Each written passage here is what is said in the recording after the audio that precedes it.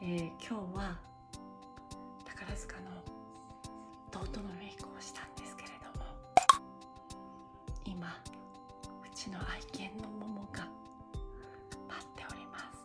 泣いてちょっと待ってくださいね。見てわかりますか？ですので私がこの顔で会った時にどんな顔するかを撮影したいと思います。びっくりしないかな？しなさそうだけど、いつもねしないんです彼女だから、あんまりいいリアクションを取ると思わずに、反応を見ていただければいいかと思います。じゃあ行ってみましょう。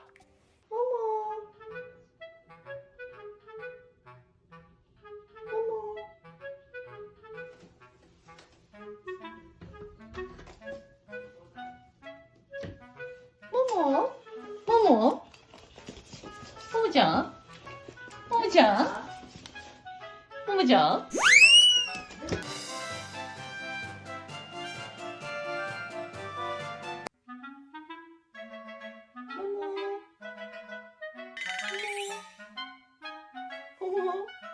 いつも通りかな？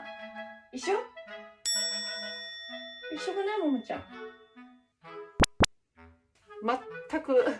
全く一緒です。全く動じないももでした。バイバーイ。